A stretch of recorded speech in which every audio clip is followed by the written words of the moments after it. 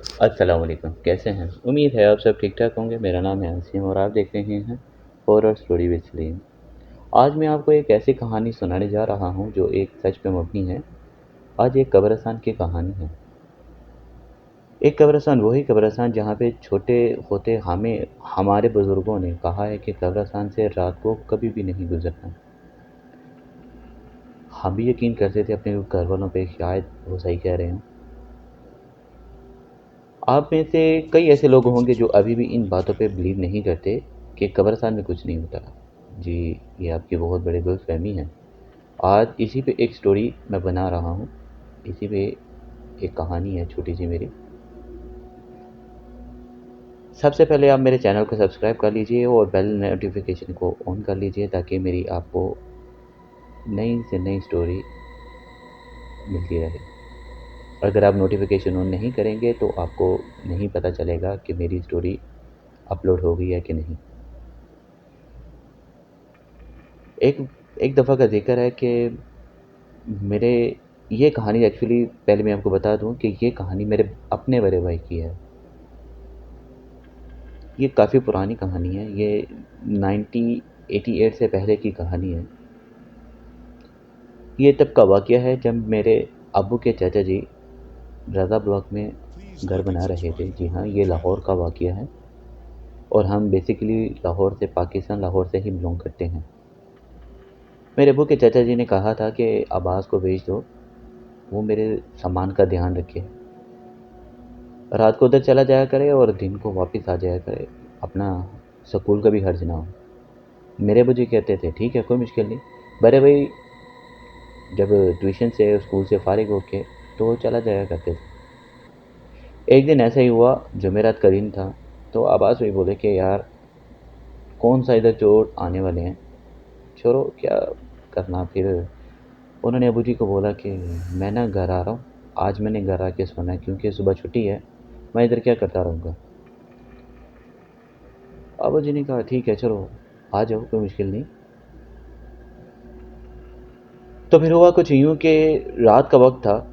उन्होंने सोचा कि सुबह कहाँ जाना है, चलो रात को चलते हैं। रात को घर जाके वीसीआर लगा के ड्रोनी फिल्में देखेंगे, रेंट पे लेते हैं वीसीआर। तब वीसीआर का वक्त था, तो इवल डेड नई नई आई थी। तो मेरे बड़े भाई जब घर आने के लिए रास्ते से निकलते हैं रज़ा ब्लॉक से, इकबाल टोन आपको मालूम है काफ़ी दूर है। तो हमारी रिहाइश थी न्यू शाद बाग के अंदर ही एक मोहल्ला है, मोहम्मदी मोहल्ला। शायद लाहौर में रहने वाले उन वाकिफ़ होंगे इस शहर से। इस छोटा सा इलाका लेकिन अच्छा है। तो जब वो आने लगे तो रास्ते में एक कब्रिस्तान आता है, मियानी साहब। ये बहुत मशहूर कब्रिस्तान है और बहुत बड़ा कब्रिस्तान है ये मियानी साहब। तो बड़े भाई कहते हैं कि यार मेन से जाऊंगा काफ़ी टाइम लग जाएगा, तो चलो क्यों ना आज कब्रिस्तान की तरफ से चलते हैं, जल्दी पहुंच जाऊंगा। उनको लालच थी कि यार घर जल्दी जाऊंगा तो अम्मी अबू के साथ बैठूंगा, चाय वाय पीऊँगा और साथ में फ़िल्म देखूंगा। घर वाले तो देख रहे होंगे इस वक्त फ़िल्म। जब बड़े भाई कब्रिस्तान से थोड़ा सा आगे जाते हैं ना, तो उनको पीछे से आवाज़ आती है मेरी अम्मी के नाम, सेम अम्मी के जैसे की आवाज़ आती है और उनका नाम पुकारती हैं, अब्बास, वे अब्बास। फिर उसके बाद उनको खाला जी की आवाज़ आती है, अब्बास, वे अब्बास से कितने जा रहे हैं, कुछ ऐसे। आपको तो पता है कि पुराने लोग यही कहा करते थे, अगर पीछे से आपके नाम की कोई आवाज़ आए, आपकी आपको वो आवाज़ जाने पहचानी लगे, लेकिन पीछे मत देखा करें। ये तो उनको मालूम था कि ऐसा हमारे बड़े कहते थे और उन्होंने पीछे नहीं देखा। तो काफ़ी देर बाद जब वो इस बार आवाज़ से उका गए थे ना, तो उन्होंने देखा कि यार देखो तो सही है कौन है, वाकई अम्मी जी तो नहीं है। जब उन्होंने पीछे देखा तो कोई भी नहीं था। तो फिर वो अल्लाह का नाम लेके साइकिल चला दिए, तो आगे चले गए। थोड़ा सा आगे गए और पीछे से बहुत खौफनाक और हंसने की आवाज़ आई। जी हाँ। हाँ, आप लोग सोच रहे होंगे कि ये शायद मैं एक कहानी सुना रहा हूँ। ये कहानी नहीं, मेरे अपने बड़े भाई के साथ ये पेश आई थी। फिर वो आगे चले गए तो कहीं से बहुत ज़ोर से डंडा एक आया। एक तो उनकी कमर पे लगा, दूसरा उनके टायर पे लगा और टायर पंक्चर हो गया, ब्लास्ट हो गया। और उसके साथ साथ वो टायर के जो चक्के होते हैं ना, वो भी जो साइकिल के चक्के होते हैं ना, वो भी डैमेज हो गए, आगे वाला और पीछे वाला।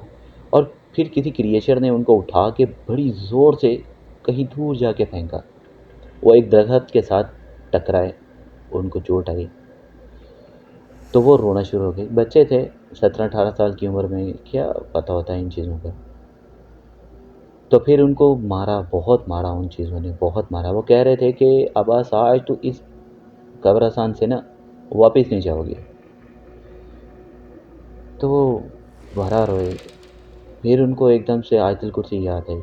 उन्होंने आयतुल कुर्सी पढ़ी, सूरतें पढ़ी, अपने पे दम की। उन्होंने बड़ी मुश्किल से वो साइकिल उठा के जाने लगे थे। जैसे ही आगे साइकिल के आगे एक थैला लटका हुआ था, जो कि खाली था। कुछ टिफ़िन वगैरह होंगे खाने के, लेकिन है बाकायदा खाली। फिर वो जैसे ही वो साइकिल लेके आगे जाने लगे, तो किसी ने ना वो थैले को पकड़ के बड़ी ज़ोर से खींचा और वो गिर गए। फिर वैसे गिर गए। तो फिर वो पीछे से हंसने की आवाज़ आई कि अब्बास आज इस कब्रिस्तान से नहीं जाओगे। अल्लाह की करनी कुछ और थी। उन्होंने अल्लाह से दुआ मांगी, आयतुल कुर्सी वगैरह पढ़ी, तो अल्लाह का नाम लेके कब्रिस्तान से चले गए।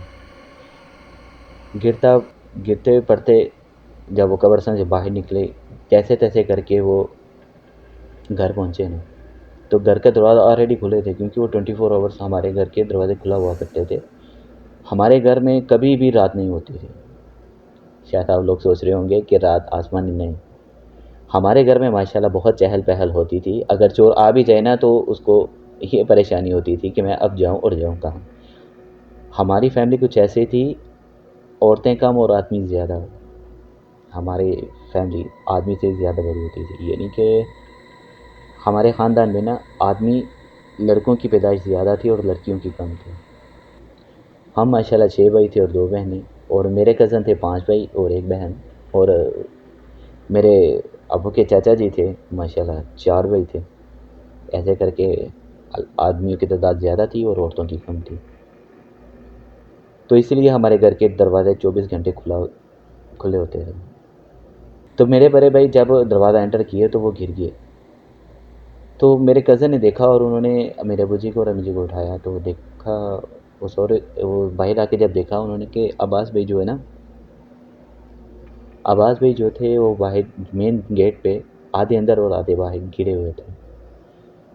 तो जब उनको अंदर लेकर आए और उनको होश दिलवाया, नहीं आए, वो पानी के छींटे वगैरह मारे मुँह पे और कुछ तिलावत वगैरह पढ़ के उन पे पानी दम करके उनको फेंका।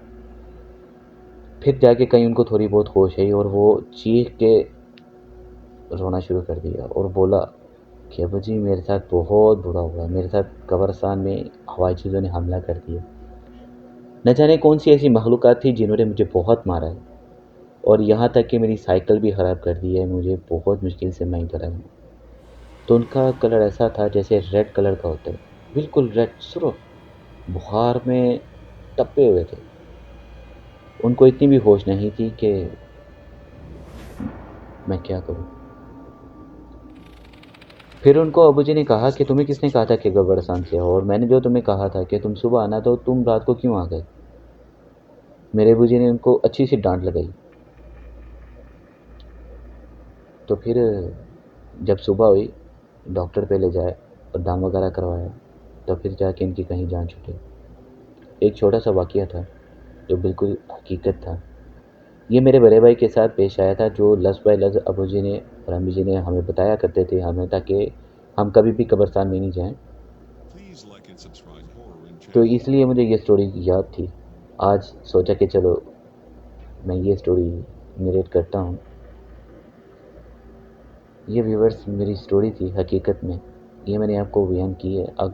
अगर आपके पास भी कोई ऐसी स्टोरी है, अगर आप चाहते हैं कि मैं अपनी वॉइस में ये स्टोरी बयान करूं, तो प्लीज़ आप मुझे दिए गए डिस्क्रिप्शन या व्हाट्सएप पे या मुझे मेल पे मुझे ज़रूर बताइए।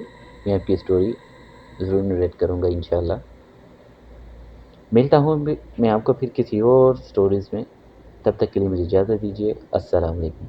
और एक बात और, मैं नई नई स्टोरी ये रिकॉर्ड कर रहा हूँ। मुझे अभी इतना एक्सपीरियंस नहीं है, अगर कोई गलती हो तो प्लीज़ मुझे ज़रूर माफ़ कीजिएगा। मुझे इजाज़त दीजिए, मिलता हूँ फिर और किसी स्टोरीज़ में इंशाअल्लाह। अस्सलामु अलैकुम, अपना ख़्याल रखिएगा।